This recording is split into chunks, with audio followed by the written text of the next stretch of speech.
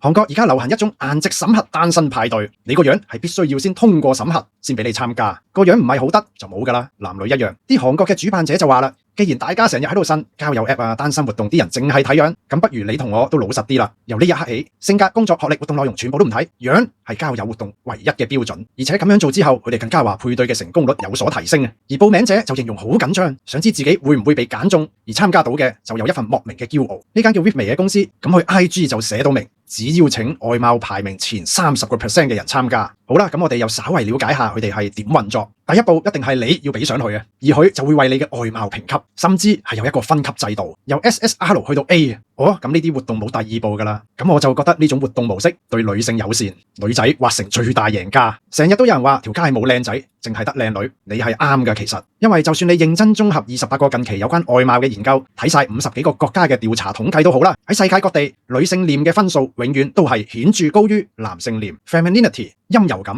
係而家人類共同偏好嘅審美標準。簡單嚟講就係面部各個部位嘅比例同距離。好快一個測試，你擺隻手指喺個鼻同下巴，掂唔到個嘴呢，就恭喜你噶啦。呢個就係你嘅顏值優勢。咁拍拖睇樣係冇問題嘅，只要你抱住兩條 rules， 個樣生得靚唔代表係好人，但同樣又唔好以為長相普通嘅人就一定有內在美。有啲人你見佢外表內心原來仲……如果係單身嘅你，又會唔會想參加呢啲交友活動呢？可以喺下邊投下票，留下你嘅意見啦。